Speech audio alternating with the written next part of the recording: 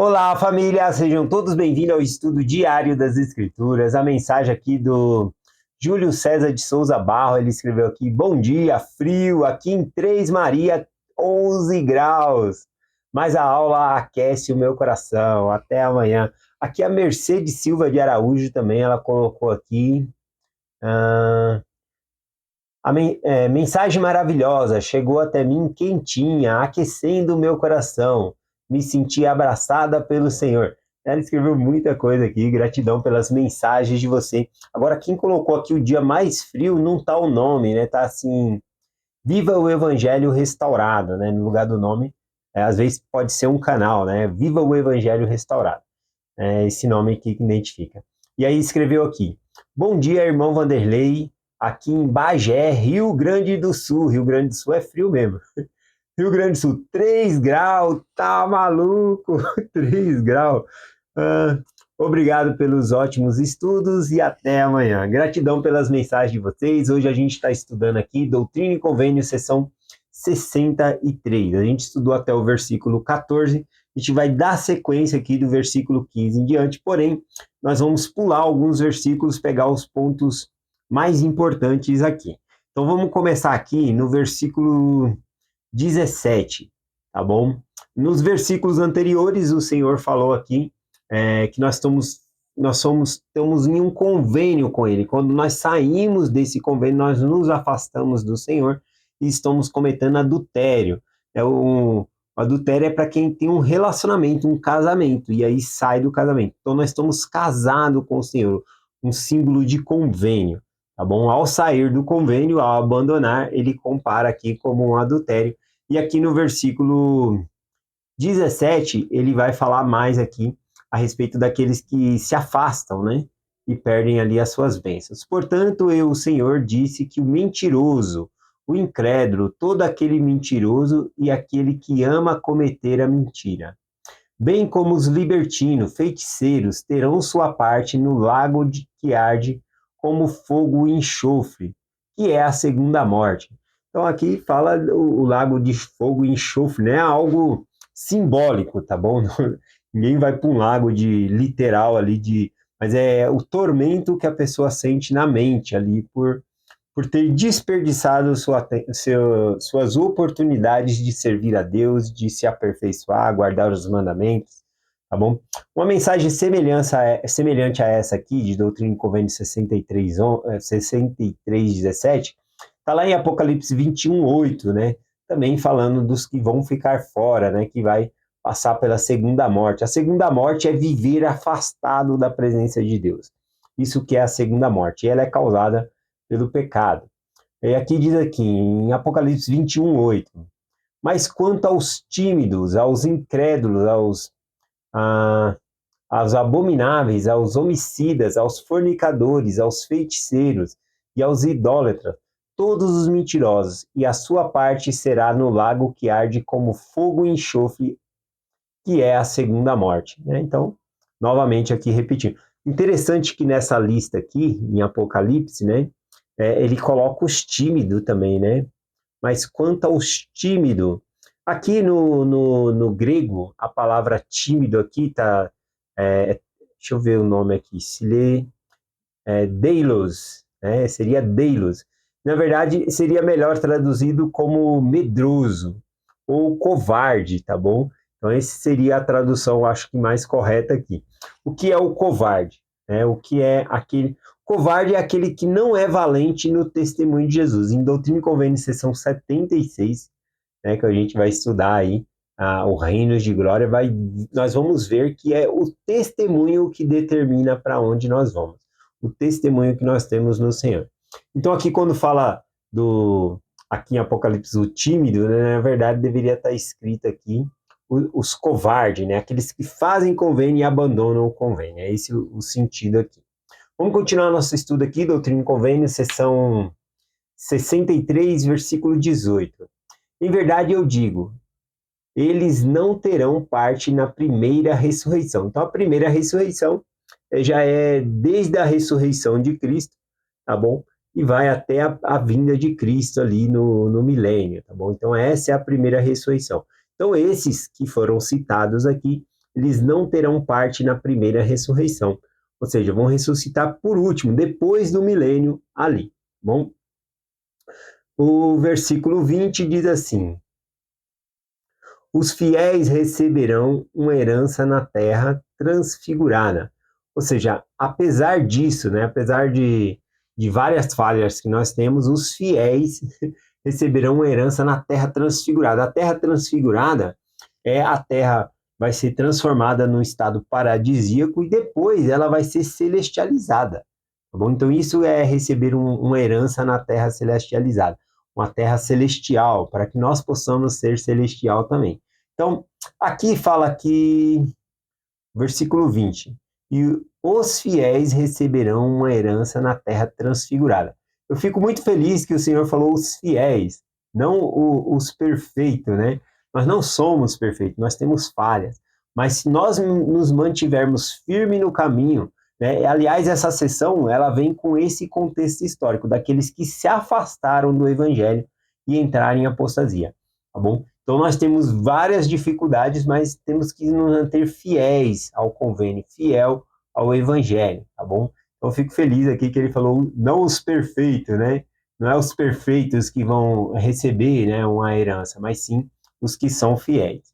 Aí ele confirma isso no versículo 21.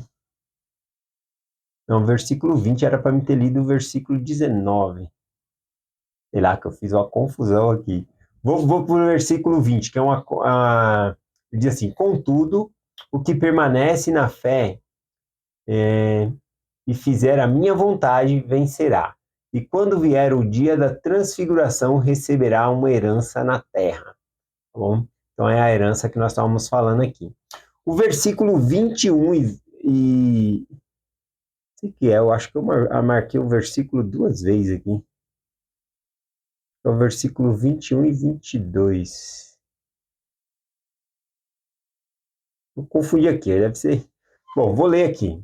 Acho que é o versículo 21 e 22. Diz assim: um relato completo dos eventos ocorridos no Monte da Transfiguração ainda não foi revelado.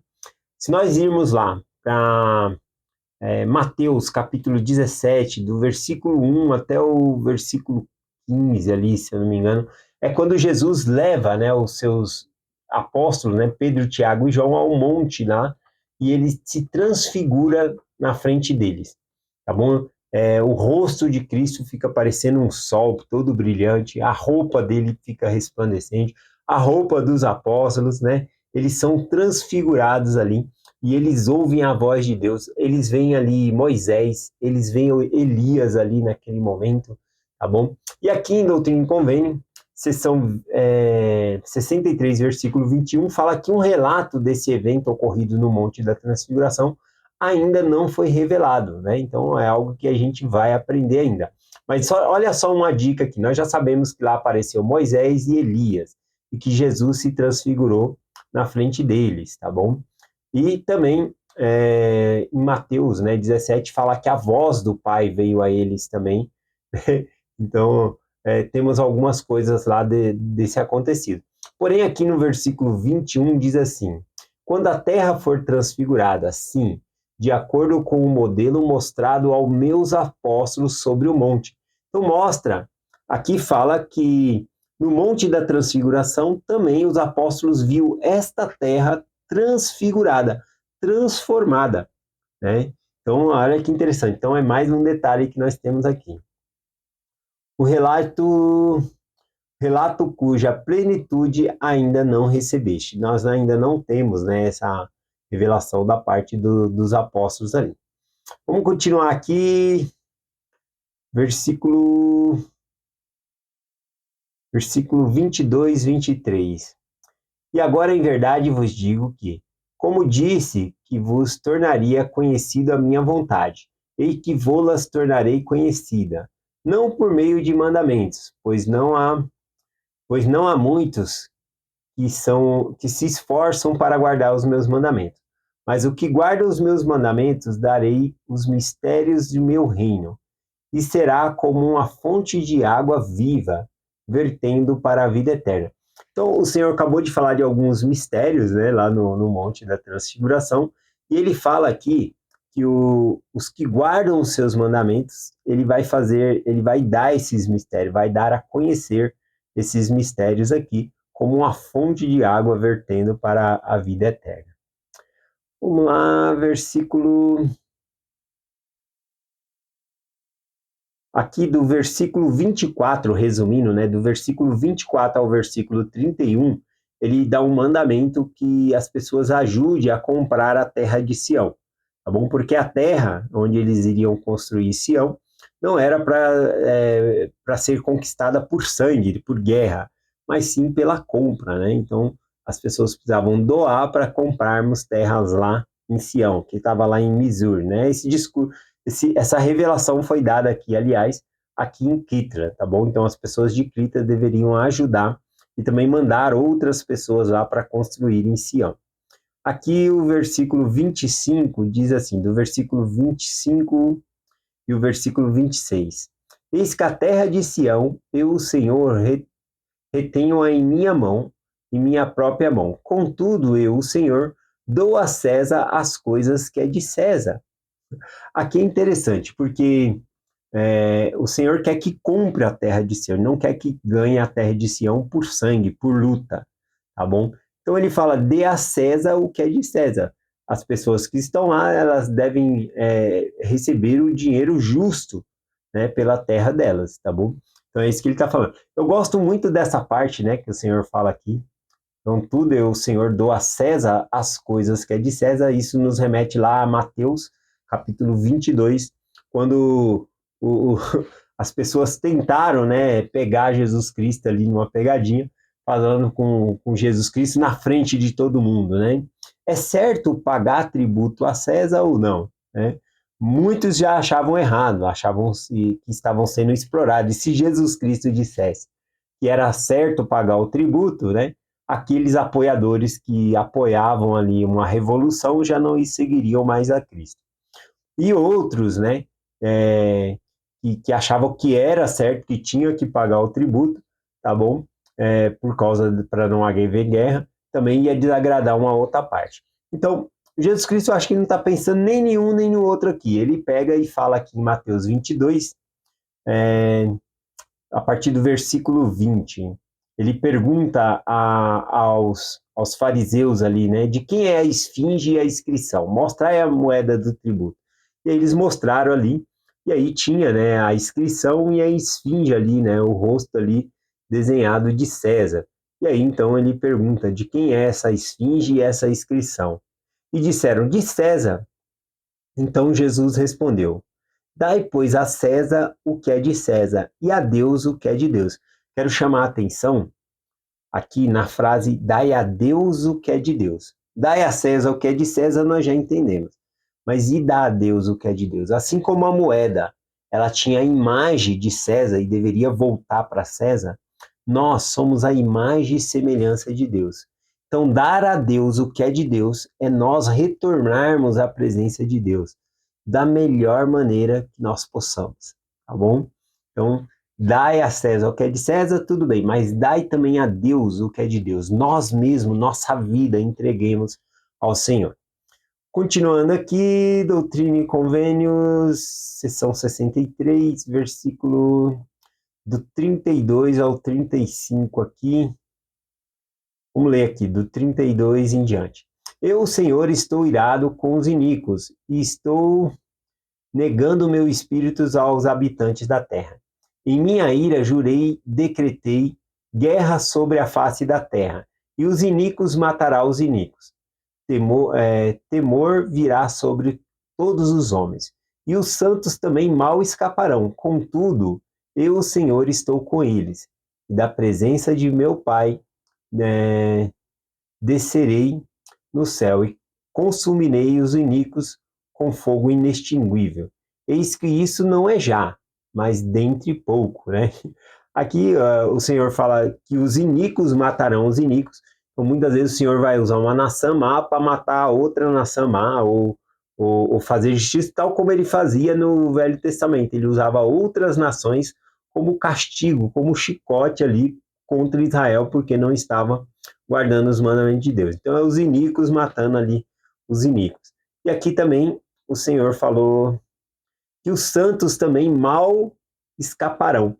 Nós também passaremos por essa grande tribulação também. Lembrando aqui de Mateus, capítulo 24, versículo 22, diz assim: E se aqueles dias não fossem abreviados, ou seja, encurtados, nenhuma carne se salvaria, mas por causa dos eleitos serão abreviados aqueles dias.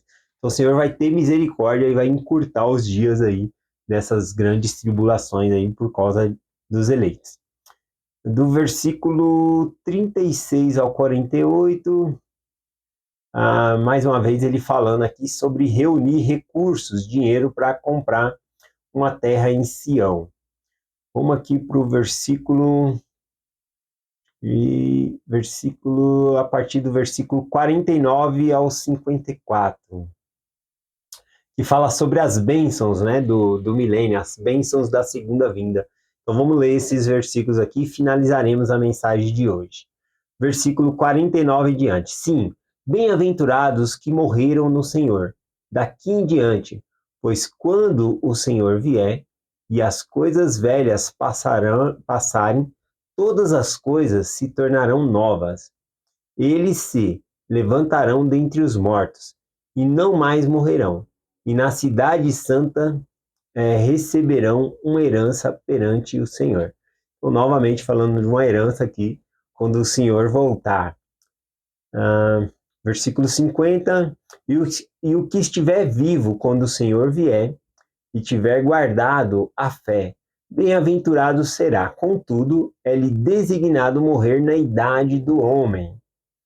Versículo 51, portanto, as crianças irão crescer, até tornar-se velhas, e os velhos morrerão, mas não dormirão no pó. Antes serão transformados num piscar de olhos. Então aqui está falando já do milênio, né? Aqueles que estiverem vivos, conforme o apóstolo Paulo também ensinou essa verdade, aqueles que estiverem vivos, eles vão ser transformados num piscar de olhos, né? Da morte para a ressurreição, tá bom? É isso que vai acontecer. Só que vai ser, como ele falou aqui, num piscar de olhos, né? Então, vai ser coisa rápida, né? A pessoa não vai dormir no pó, como falou aqui. A gente não vai enterrar a pessoa ou fazer um sepultamento da pessoa. A pessoa morre, mas já ressuscita. Tá? É algo bem rápido aqui, como é dirigido aqui as palavras, num piscar de olhos, tá bom? Então não é que quando Cristo voltar, a gente já vai, quem estiver vivo vai ter essa transformação instantânea. Conforme diz, vai viver até a idade do homem, né? E ali, quando chegar na idade do homem, vai haver essa transformação. As crianças também, até se tornarem adultas, aí depois vai haver essa transformação, essa morte, tá bom? Mas ninguém vai morrer e ser enterrado ou ir para a sepultura. Vai haver essa transformação e aí então vai receber um corpo, né, ressurreto, tá bom? Um corpo ressuscitado. Então é essa mensagem que nós compartilhamos hoje. Eu acho que do que mais me tocou aqui é a parte de que Jesus Cristo falou de dar a César o que é de César. Mas também nós devemos dar a Deus o que é de Deus, né? Assim como a moeda, ela tinha a inscrição e a esfinge, né? O semblante de César, então deveria voltar para ele. Nós também que temos o semblante do Senhor devemos voltar a ele, tá bom? Nós que somos feitos à sua imagem e semelhança. É essa mensagem que nós compartilhamos hoje, em nome de Jesus Cristo. Amém. Até amanhã.